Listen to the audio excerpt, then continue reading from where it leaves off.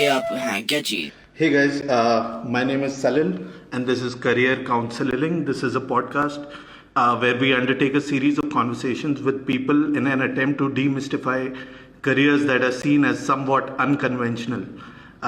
So we have a very special guest on today. He has been involved in following his passion for the last 6 to 7 years, and I'm very happy to see where he is today. Hey, how are you? I am good. I've been in my house for 60 something days, but everything's going good. What about you? Are you safe? Are you good?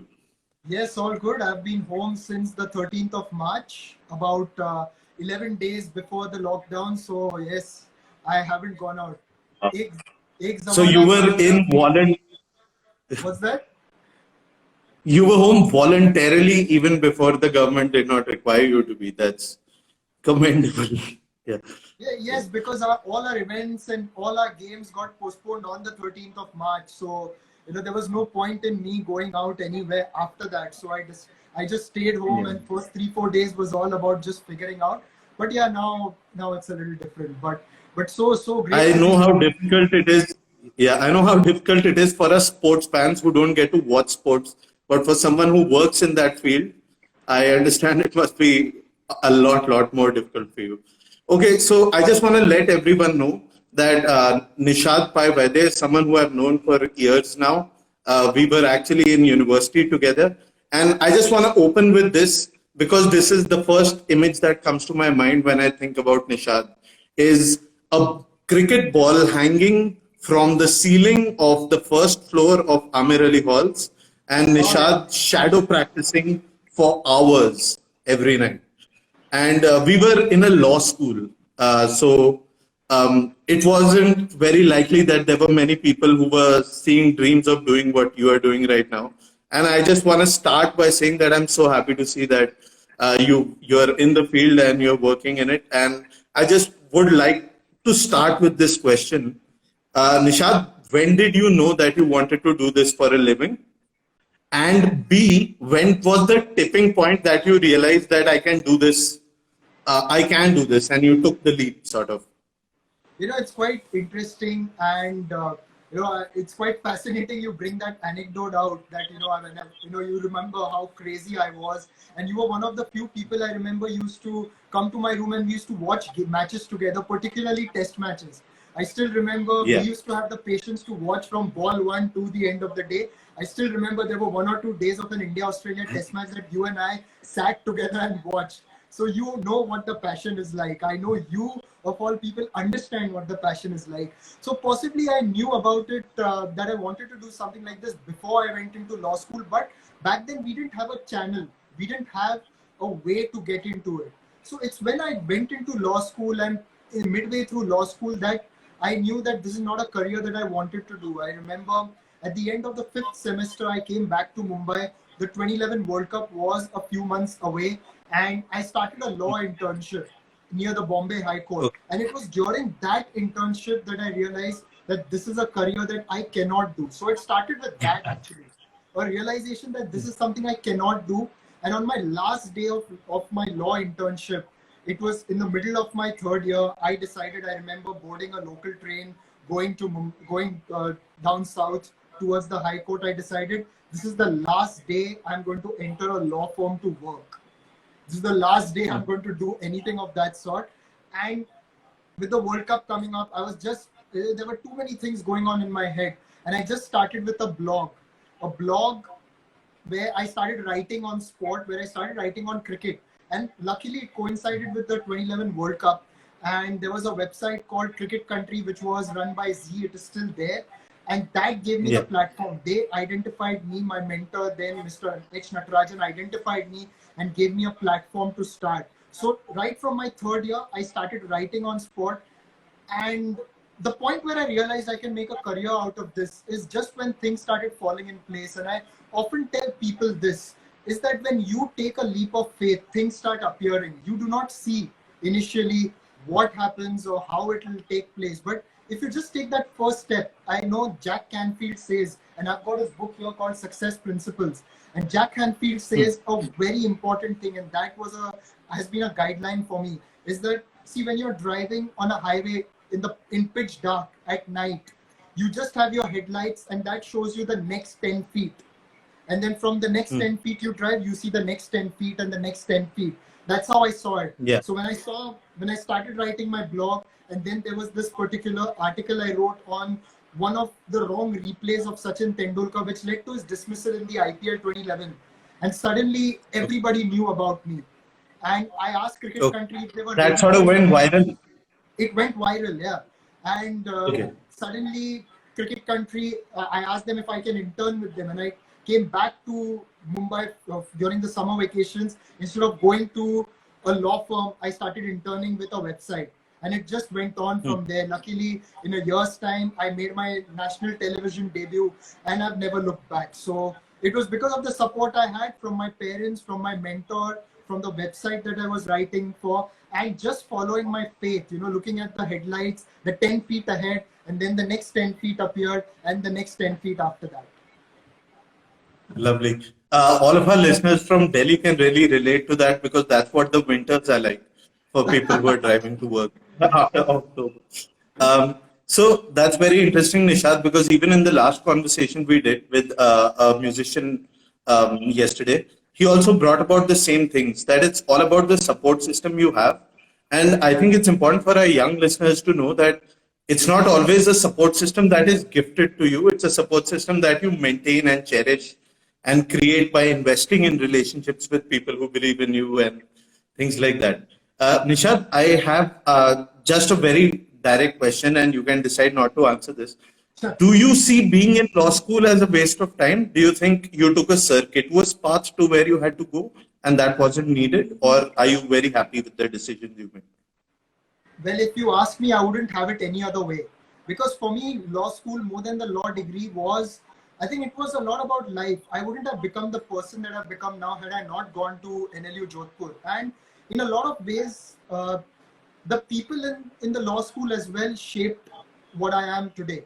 Because a lot of my friends supported me.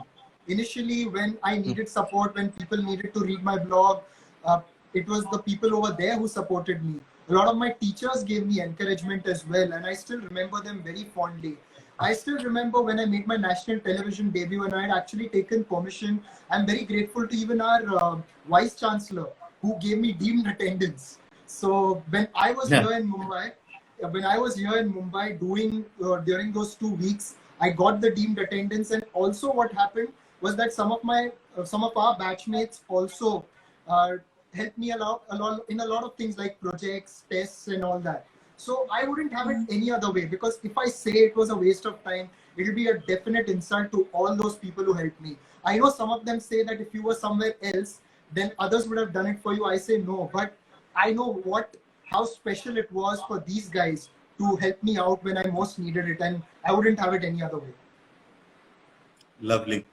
Nishad, I wanted to veer this conversation first towards careers and then towards cricket in general. Definitely. So I just wanted to ask, in terms of, there are a lot of people hopefully who are going to watch this who really, I'll confess that I always Cyrus wanted has to do joined what in as you well. are. Hello, Cyrus. Oh, hi Cyrus. Wow, Cyrus Brocha is watching this. Okay, hi. So what I wanted to ask was, okay, I just lost it. Yeah, money. When kids want to do what you do and their parents tell them that beta paisa kaise milega, isme to scope hi nahi hai. What would you tell them? How long should they keep writing or keep persevering before people start taking notice of them, like it happened with you? For me, it's quite fascinating because the first year I didn't get any money. Of course, I was balancing law school with the career that I wanted to. So it wasn't feasible for the website whom I was writing for to pay me. But when I showed consistency in a year's time, they did manage to give me a stipend. And my first salary was nowhere close to what some of my friends in law school would get in their first jobs. No way. But I knew for a fact that if I persevered long enough, if I held on long enough, it will definitely get me the rewards that I wanted. Like, I know for a fact that from earning, if you do go at it, I know for a fact that there was a month particularly when I got my big break in 2016. I went from earning about 20-30,000 a month to lakhs in a month within the space of a few days. So Wow. Okay. so the magic happens if you're consistent, not every day. Like there are a lot of people who go to the nets, who practice. Very few go on to make it to the IPL. Of course, you need luck by your side. I had a lot of luck, and I'm very grateful for it. But even to get that luck, you need to be persevering. And there will be some point, because today we are living in an internet era where you've got so many options. You've got because Exactly. my career has been shaped because of the internet. I got noticed because of Facebook. I got my TV debut because of Twitter. I got my big break into IPL because of LinkedIn. So today you've got YouTube, you've got Instagram. We are doing a live session like this. People are joining in, and hopefully it helps someone. It is so beautiful. So at some point, people are making careers out of things that weren't imagined many years ago. So money will come if you're smart about it, if you're persevering, and you know how the lay of the land is. Nishad, being smart with money is an area where I'm very deficient in. So I always try to ask people who are managing their careers, do you have any advice for young people as to how to manage the money, especially when you haven't seen it in a long time and then it suddenly appears? How do you keep your sanity around that? Oh yeah, so that's very very interesting, because I still remember when I managed to go from, as I said earlier, from a 30,000 whatever I was earning as a freelancer to lakhs when I went into the IPL. Initially it was really difficult, because when you see that amount in your bank balance and you're like, whoa, I've never seen this kind of money. But there are a few mental techniques that you can apply. It's just about being smart. Firstly, you've got to be grateful for the fact that that amount of money is coming into you. Not a lot of people are blessed to get that kind of money. And when you do get it, you've got to be smart about it. How much can you use? Can you use it in the long run? So for me, it's a lot about the awareness of where you are in life, what you can do, what you cannot do, and eventually you have to be smarter about other things as well. Although you're following your passion, you need to know a lot about the market, about the investments, about mutual funds, and at some stage you need to get someone to guide you. Like fortunately for me, my father is an investor himself, so he guides me. And since I've got someone at home who tells me what to invest in, what not to invest in, I'm not really worried about it. So I've got that much pretty sorted out. But when I started off, I remember telling my mother, till the age of 25, I'm just going to spend. After that, I'm going to start saving. So I've done that. I really spent recklessly till the age of 25. Although looking back, I wouldn't advise it to anyone. After that, I've Yeah. been a lot smarter. So it's a lot about gaining knowledge, about learning from other people as well. Yeah. And you remember those times, you always remember them fondly when you were having a great time and you were young and you just made it. And yeah, that's always a good sticking point for most people. Nishad, I wanted to get your opinion on something that a lot of people are talking about and have been, maybe not so much in the Indian media, is about just the political angle of cricket and your take on it, is all I will say. Like the amount of power India holds in the ICC and the way we have a say in certain world sporting decisions in a way that wouldn't be possible without a financial power. What's your take on that? And what is your take on how the IPL has changed the game? It has changed the game a lot, because if you see, the IPL has been able to create a product, a brand, which very few boards across the world have in such a short time. Now, remember that IPL is a very young league, yet it has managed to come into the top 20 leagues in the world. And we are talking about some leagues who have been there for decades. So it tells you the kind of power that this tournament has and the kind of product that the BCCI has been able to create. Full credit to them. As far as the financial power goes, why not? I mean, for the longest time, India were the underdogs. And right now, India have managed to create something because of the fact that this game is so loved in this country. So having that kind of say is, you need to have that kind of say, because you are generating that kind of a revenue as well. And in terms of the IPL, it's been such a beautiful thing, because I know for a fact that there are a lot of people out there who are very critical of the IPL and its money and other factors. But I tell them one thing: do you know about the kind of employment it has generated? Not just for me. I'm talking about even people who are running concession stands, guys who are vendors in stadiums. There is so much employment around one game. And for me, what was really sad was when this whole coronavirus thing happened, and on Twitter there were people actually celebrating the fact that IPL had gotten postponed. There are a lot of trolls, there are a lot of memers, and it was really sad to see. But what they don't realize is the kind of employment it provides, not just the players, but a lot of people around it. Now, fortunately, And I'm sure yeah, go on. and I'm sure that in terms of young players growing up, playing their cricket, being able to play around absolute legends of the game when you're like 16 to 20 years old in your formative years, I'm sure that's going to impact cricket worldwide. And also, yeah, brings a multinationality to the sport that is required for it to grow on to the next level as well. It does, Cool. and just to add to that, I mean, why I'm saying this is an India player made me realize the kind of gift that I had. Because I remember once when I was speaking to L. Balaji, the fast bowler, and I remember taking him to a press conference. This was when I was working with the Tamil Nadu Premier League, and he was just chatting with me, and he told me, Nishad, look at the beauty of this. I said, what? I mean, this was just in my first year, and you're a little bit on the side where you've achieved something. But he told me, look at the fact that a cricket has brought you to Chennai to work in a league like this. You were also earlier working in the IPL. How beautiful is all this? And that's when I took a backseat and I realized that, wow, he said something that is really, really amazing. And it took his vision, or rather his perspective, to make me realize how lucky I am. Okay, that's awesome, man. And yeah, it's important to never take anything for granted. And I guess sometimes we go into these cocoons and it's only people with an outside perspective who can help us crack that and sort of see that there is light in what we do. Here, this is something I know a lot of people are going to be interested in. If I understand that I know a few students, in fact, who are writing for Cricket County and a lot of other publications that have added you on their friend list and look up to you even, and other young people in the field. What I want to know is, what if there's somebody who's listening to this who is 25 to 35 years old and is doing a guest job or maybe a law internship and wants to get started today?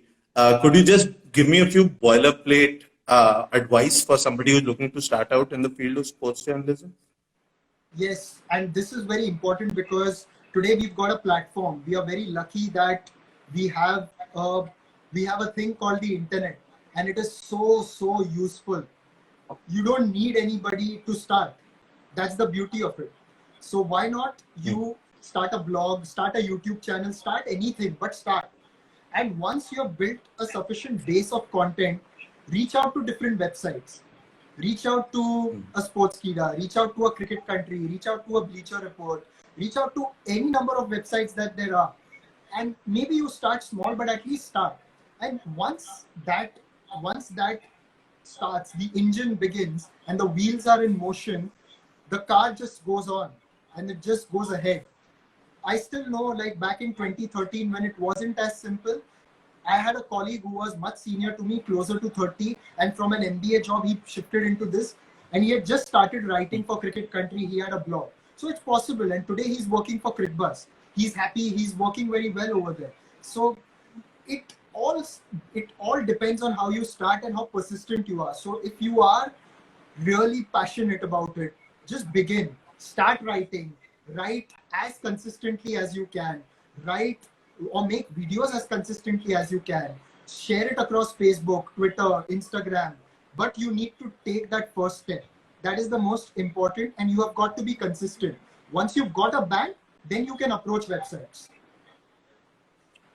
Guys, so again, from the last conversation, another thread we picked up here is it's all about deliberate practice. If you haven't heard of this, go and Google this, the 3,000 hour rule.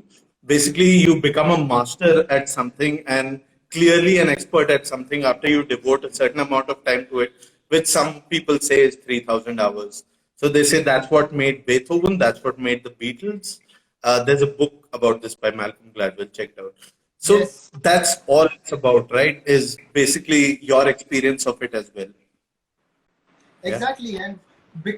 And you need to have a mentor in life. I know it's a little bit on the philosophical side, but I was very lucky to have a mentor who was really, really persistent in me doing my work and me focusing on my career. He made me write articles every day. He made me focus on consistency. I wasn't the greatest writer to begin with, neither am I now. But in a sense that I had the consistency. You also know about the river.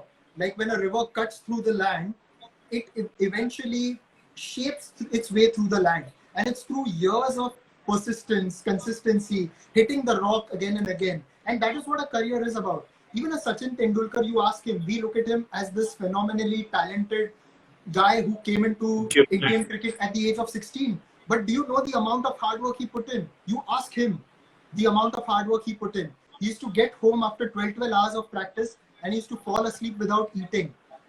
It used to be that difficult for him.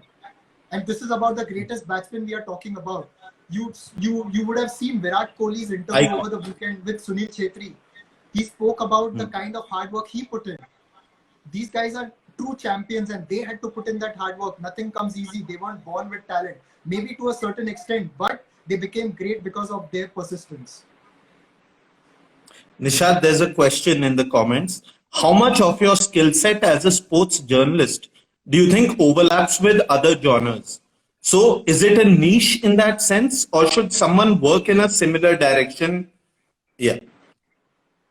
The ethics of journalism, the ethics of building relationships with the outside world, with sources, it's all the same. On the sporting side, though, I would say you have a lot more fun because you don't have to cover a lot of depressing news actually. What I love about there's this quote and it really rings in my head right now, is that the front page tells you about a man's failures, the back pages tell you about a man's success, and the back pages are the sports pages. So I love I love the sports pages. The ethics. You also start reading the newspaper from the back to the front, right? Always. And always, right? That's all sportsmen. Yes, and the ethics of journalism is the same, but in sport, domain knowledge is very important.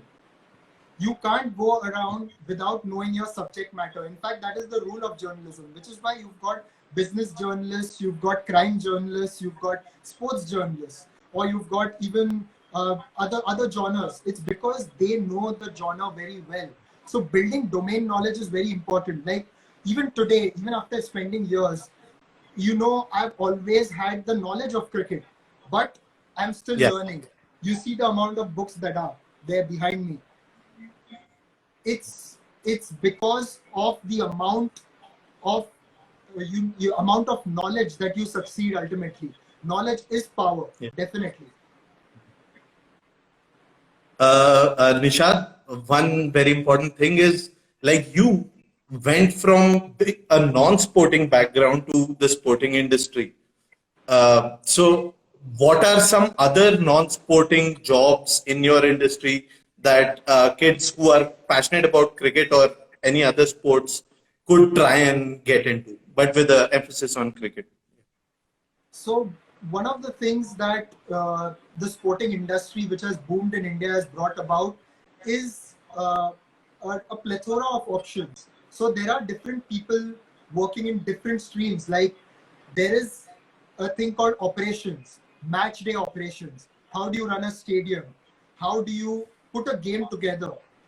You also talk about running hospitality on match day in stadiums, or talking about running the sponsorship and the brand commitments. So these are different departments that are there on match day. I've got colleagues who have done different things, who have, like, I've got a very close friend of mine who actually graduated with a master's in history, and he was brilliant at it. But today he is known to be a manager for all the entertainment systems in the stadium, and a huge lover of sport. he also needs to have the awareness of the game and everything. But maybe 10 years ago, even he didn't imagine he'll have this sort of a career. He's managed opening ceremonies, he's managed different aspects. So sport as such has got multiple facets around it. But one thing I'd really like to add here, a lot of people, they look at only the glamour side. The glamour is there, no doubt. Like I get to be with people who I looked up to for the longest time. Some of them I'm very fortunate to know on a first name basis, but it's not just that. That is the perk of the job. When a cricketer starts playing or a swimmer starts swimming, a swimmer in the US doesn't start swimming because he wants to be with Michael Phelps. A cricketer doesn't start playing just because he wants to sit next to Sachin Tendulkar. A cricketer starts playing because he wants to play like Sachin Tendulkar for the country. A swimmer starts swimming because he wants to win medals for like Michael Phelps for his country. So if you're starting in the sporting industry in any way, you have to start with the single-minded devotion and passion to deliver the best for the game. And that is what is central to it. Do you think that's what brings all those people together? Somebody who the people who make the show happen on the IPL or on any match day. Do you think all those people are there because the happiest place they can be is in the cricket stadium while cricket is being played? Or do you find people who see it as sort of a side thing? Some of them just come in by chance, but then they all fall in love with it. It's just the kind of excitement it brings. And being a part of the IPL, I'm so lucky to be involved with an amazing team. We get people from all parts of the country. Some even come from abroad. A lot of them do come from abroad. And the kind of standards the IPL has set, it's been a life experience for me more than anything. My boss, for example, is very passionate about delivering the right things and doing everything that's in your control. And that's all about it, right? Even when you're playing sport, it's all about doing things that are in your control. The result may not be in your control. You just have to deliver your best. And that is what it's all about. The passion after a while becomes about doing your best. It's a very sporting thing, but if you ask any sportsman, that's the same thing they'll tell you. And once you are consistent and once you see that you are delivering the best, even if you just stumbled upon this career by chance, you become so passionate about it. And it's also a lot about being with the kind of people there are with you. That to being a part of a team, that's the closest you'll come to. Like I always grew up dreaming of being a part of the Indian team. I know nowhere close to it. I didn't have the talent, and I didn't even work that hard to make that talent work, whatever little I had. But when I'm a part of this team, it's the closest I can be to a sports team where you've got everyone's back, everyone's supporting each other, everyone wants to see others succeed. That's the best thing for me. And I think working on that level, you would have gotten to realize that the shared successes are the sweetest ones. And what goes into a team isn't necessarily just the guys you see on the screen, but a huge team of people that comes together with so many different skill sets to make that happen. Beautiful. Nishad, to close, I just wanted to move on to something a little more light and ask you a two-part question. One, what are your favorite parts of your job and your least favorite parts of your job? And two, in terms of perks of being in the job, as we were talking earlier today in that short conversation, what are the best perks that you would like to tell the people so that they would be motivated to try and walk your path? So the best parts of the job is just getting to watch the game. I love the game so much. And just being a privilege, like someone is actually paying me being the media manager or something, I have to have a very close eye on the game. So I'm even looking at things like who's gone off the field, who's coming on the field, whether there's an injury, what are the bowling changes, and that sort of thing. And I've got my eyes open. Like I still remember last year during the IPL final, before the last ball was bowled, 2 runs were needed for Chennai Super Kings, and I was standing next to one of my friends. We were very close to the Mumbai Indians dugout, and we were just looking at the way Rohit Sharma was positioning his field, and we were wondering, why is he doing this? Why is he doing that? And just being on the ground and seeing that close up, or if I'm covering a game, like for example, last year's World Cup final, being at Lords, it's just beautiful. That's the best part of the job. Some of the things that I don't like maybe is just doing the negotiations, maybe sometimes for contracts. That is something I don't like, but then that is a very important part of it. But if you have to pick That's another what thing makes it happen. exactly. But if I have to pick another thing that I just don't like, it is transcribing interviews because it takes really a long time. You put out a recorder and then you listen and then you're typing. That is one thing that I don't like. But when you do at the end of it, when you get the product and when you look at it, you are satisfied that you have put in some amount of work. And perks, what can I tell you? I mean, you get to be with people you've looked up to, and I think some of your viewers will like this. So this was a Sure. few months ago when I got to work with Mr. Sunil Gavaskar, and I took my sunny days and we signed and he wrote a beautiful message saying that wish you many more sunny days in life. So this was what he Awesome, signed man. for me. Yeah, this is one. Then there are so many others. Like I've got even I was there at Sachin Tendulkar's book launch, got that the book signed from him as well. These are just some of the small little perks, but then there are some people who know you on a first name basis, some people who advise you. You get to know the side, like the human side of players. Like for the longest time, like when I got to work with Gujarat Lions, I got to form friendships that have lasted to date, even with players and support staff. Like even for that matter, to talk to someone like a Suresh Raina, Ravindra Jadeja, such wonderful people. I got to know them as human beings, not as players. And that was such a beautiful thing. You know, we would not talk about the game. We would talk about our life, about our families. And it is just that when you get to know about them as people, your respect for them really goes up. And the kind of struggle they've been through. Even some of the others like Dale Steyn, you know, I've just gotten to know a lot of them over the years. Dwayne Bravo. It's been really, really a huge learning experience and a learning curve in that sense. So that has been Yeah. a really amazing thing. And in your line, your worldview keeps getting widened because you keep meeting people from different backgrounds who took different paths to get where they did to the IPL. There's a question we haven't answered on the comments Sure, yes. so far. Was there any moment in your transition from law to sports journalism when you thought that making it on this unconventional path might be difficult, but you still didn't give up? So, any events or moments that stand out? There are quite a few. There is no denying the fact that doubts do creep into your mind. It's natural, it's human. But courage, as they say, is not the absence of fear. It's dealing with the fear. And that I think was key to me persisting on this, and also a lot what my parents did. There were times when I felt like quitting, but that's when my parents stood by me and told me, no, you cannot do it. You've got to continue because you have done so well.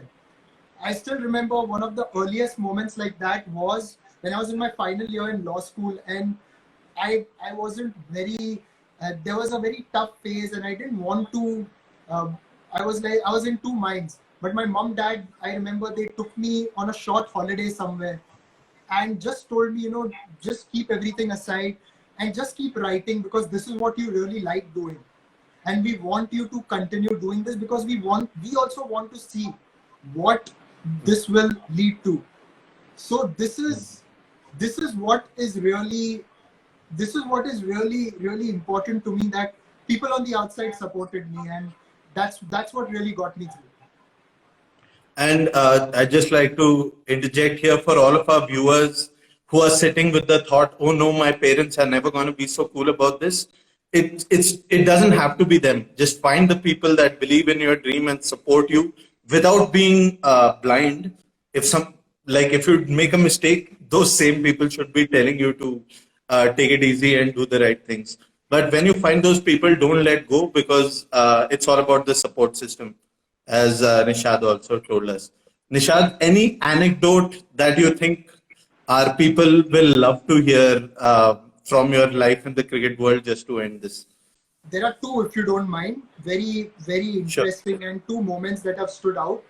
So this was during my first year in Gujarat Lions, and for me, making the transition was difficult because, as I said, just you are thrust into the big league, and I was only 25 at the time. But you know, the players, some of them really, in fact, most of them went out of their way to make me feel a part of them.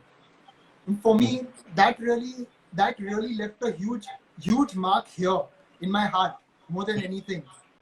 There was one incident I'll tell you. So we were in Rajkot, and my phone used to ring constantly.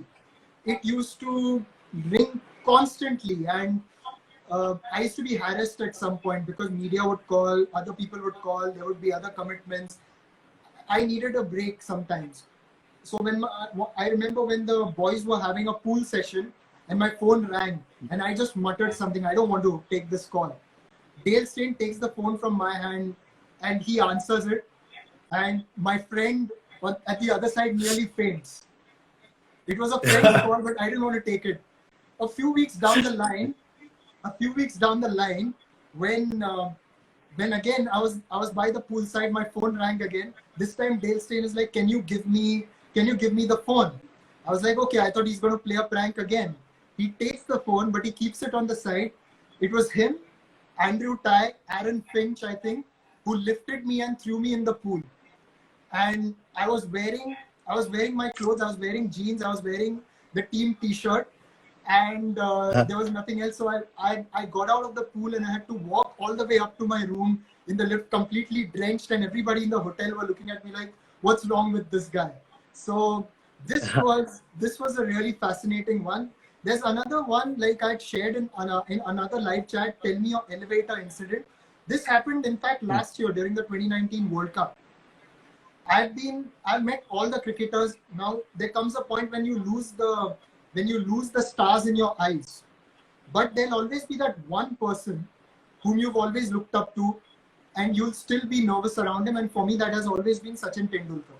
I've met all the others, the greats of the game, but I've always been confident in front of them, talking to them, asking them questions, some of them asking even tough questions. But this, in front of Sachin Tendulkar, it's always been a little, it hasn't been easy. You know, someone who's inspired you. Fanboy moment. Yeah. Yes. Yeah. So last year when after the IPL final, I got to talk to him a little bit. So he's the kind of guy who makes you feel comfortable. It was a good experience. 2 weeks after that, we are in England, and I've also been very fortunate to interact a lot with Harsha sir. And Harsha sir is someone who has really guided me, who has told me and shown me the way over the last few years, and I'm really grateful to him for that. And this was during the first game India played last World Cup. It was against South Africa at Southampton. I had to go out to do my piece to camera, and as I was coming in, I was standing in line for the lift.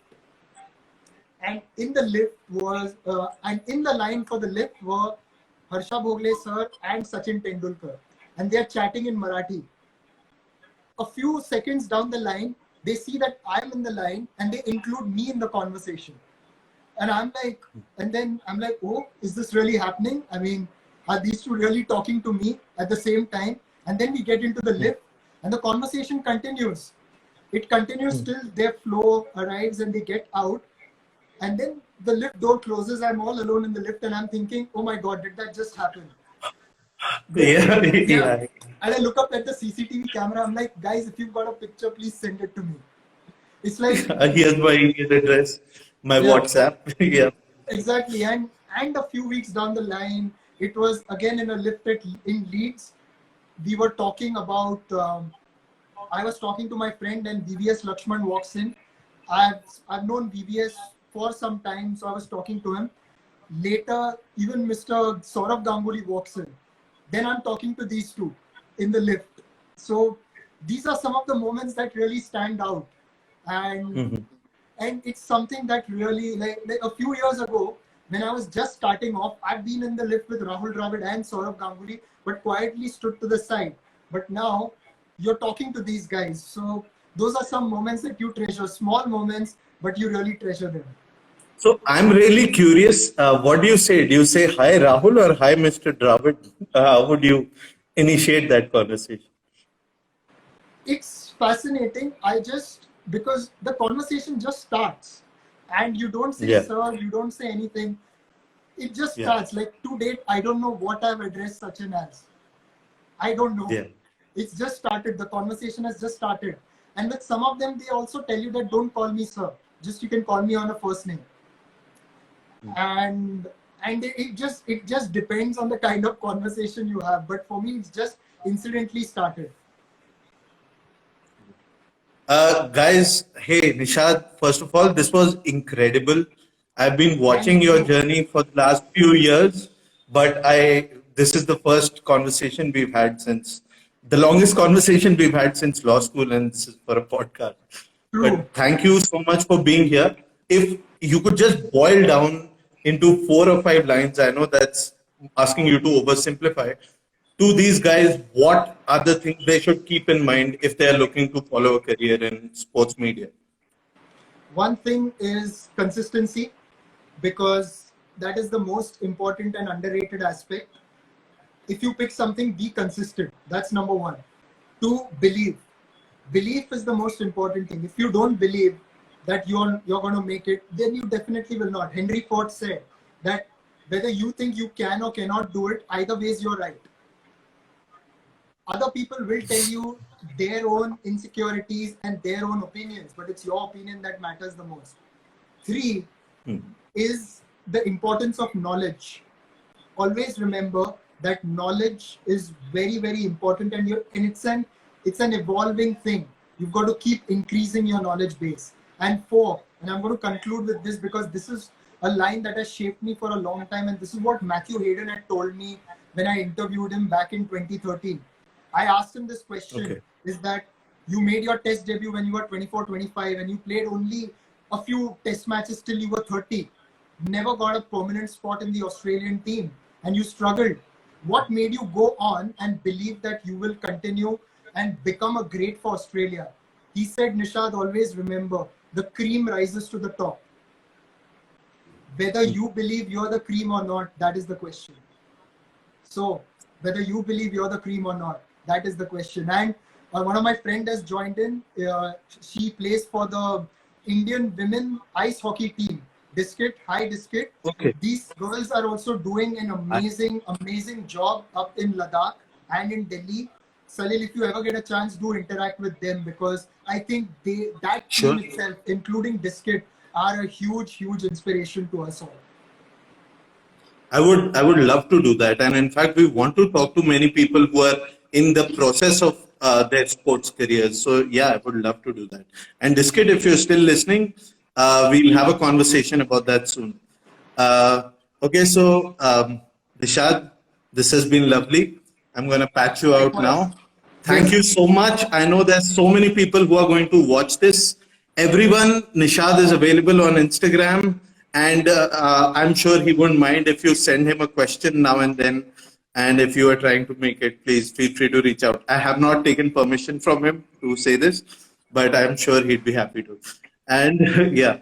All right, Nishad, see you soon. And hopefully the next conversation will not be in 7 years, and we'll keep talking.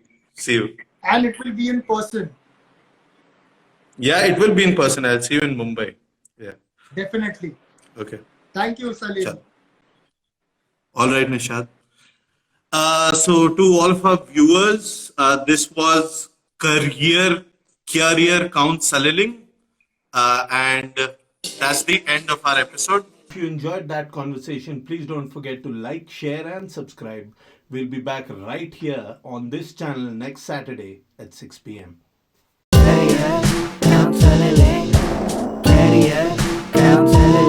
एक बात बताएं कि आपकी औकात क्या है, यानी कि आप हैं क्या चीज।